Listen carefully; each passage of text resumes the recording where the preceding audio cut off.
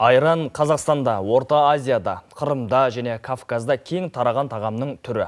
Айранның адам ағзасына пайдасы мол. Әрине ол табиғи таза өнім болса? Ертеде, яғни айранды қолдан ұйытқан кезде оның сапасына, дәміне, оның қоюлығына түсіне қарап ажыратқан екен. Қазір технология дамыған заманда айранды дайындау тәсілдері де әр алуан.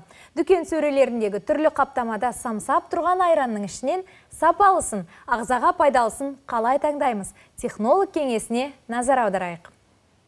Қайырлы таң, құрметті көрермендер, бүгін сіздерге айранды дүкенде қалай дұрыс таңдау керек екендігі туралы айтамыз. Нағыз айран ол сиырдың тұтас сүті және тірі болып келетін ерекше тірі ашытқы саңырауқұлақтарының негізінде жасалынады. Осы ашытқы саңырауқұлағының негізінде жасалынған айран ғана организмге өте пайдалы нағыз айран болып есептеледі. Дегенмен ашытқы саңырауқұлағын өсіру, көбейту өте күрделі әрі қиын процесс болып табылғандықтан көптеген өндірушілер оған альтернатива ретінде құрғақ ашытқыларды қолданады.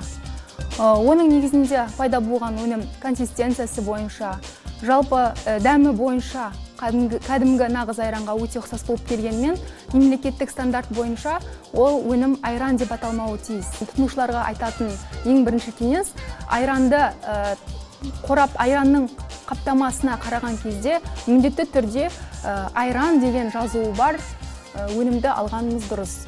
Тағы да айтатын кеңес, негізінен нағыз айранның сақталу мерзімі 5-7 күнді құрайды. Егер сақталу мерзімі одан артық болса, оның құрамында міндетті түрде консерванттың, тағы да басқа синтетикалық қосылыстардың бар болғандығын растайды. Негізінен тұтынушылар қаптаманы қараған кезде ешқандай да қаптама ақаусыз, зақымданбаған болу керек.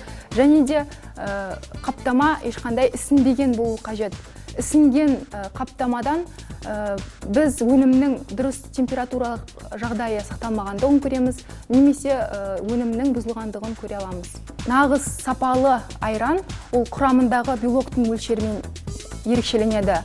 Неғұрлым белоктың мөлшері жоғары болған сайын өнімнің де сапасы жоғары екендігін көреміз. Мысалы, мына айранда белоктың мөлшері 2,9, ол дегеніміз жоғары деңгейді көрсетеді. Көптеген адамдар, әсіресе диета ұстаған адамдар айранның аз мөлшерлі майына үлкен көңіл бөледі. 1%, 2,5%, 3,2% секілді айрандар болады. Дегенмен бұл майдың мөлшері ешқандай бір-бірінен ерекшеленбейді, яғни сапалы айран оның құрамындағы белоктың мөлшерімен ғана ерекшеленеді. Егер тұтынушылар жоғарыда аталған шарттарды ескерсе, сапалы айран алуға мүмкіндіктері бар.